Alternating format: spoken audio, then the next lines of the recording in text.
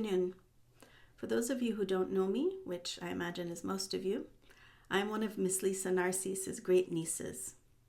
As one of quite a number of people who are carrying Aunt Lisa's legacy of music education into the future, I was looking forward to being with so many friends and former students of hers and hearing stories about her from you.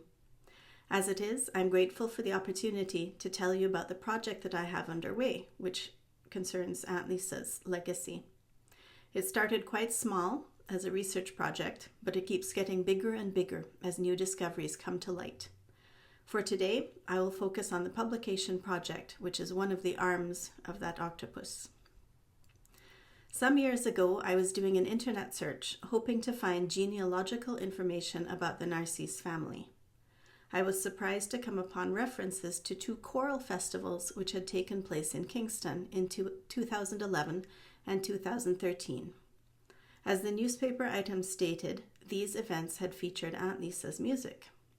Neither my mother Brenda nor I had been aware of them at all, and few other family members seemed to know anything about it. Even more surprising to me was the mention of Aunt Lisa being a little-known composer.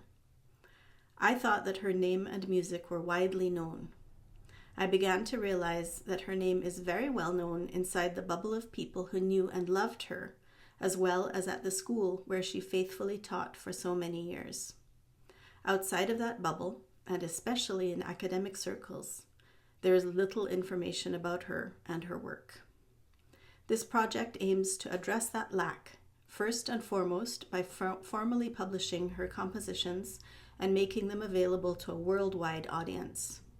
Second, by creating a complete catalog of her works, attaching the original titles and dates wherever possible, so that this information is available to researchers who are currently writing about Jamaican composers.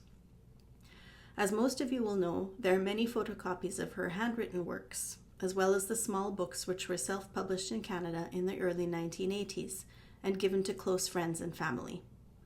2 of her compositions were also included in a compilation of sacred music from the Caribbean called Sing a New Song, which was published in 1981.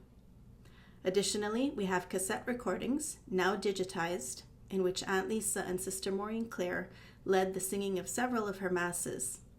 We also have recordings of her playing the piano after the successful healing of her broken wrist. And we have the family video from the year 2000, of which you've just seen a very small clip. Few people know that in 1964, Aunt Lisa went to her nephew and niece, Barry Narcisse and Denise Narcisse Mayer, to ask for their help in getting her music published. It was not possible at that time, and so she had to be satisfied with the self-published projects. Times have changed, and this is something that we can do for her now. Even more than the money to pay for the preparation of her music for publishing, the most urgent need is for documentation and dates. I have been in communication with Alison Wallace, and together we looked through the music that she has for composition dates. There are few that are written or printed in the music.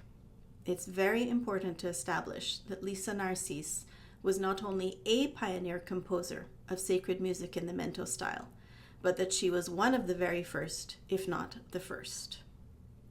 The English edition of her first mento mass bears the date of 1972. We know also that it was first celebrated in the late 1960s at Holy Cross Church, but as yet I have no documentation to support that. I really want to include this information in the new edition of her first mento mass that Dr. Andrew Marshall is putting the final touches on as we speak. If you have documentation or even personal recollections which will help to cement these dates, it would be so appreciated if you could get in touch with me.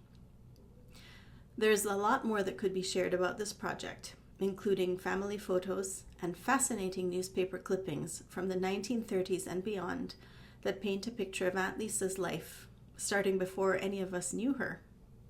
The Music Unites Jamaica Foundation is holding space for her bio and video links. I'm working on those videos and also on a couple of book projects which will share her story.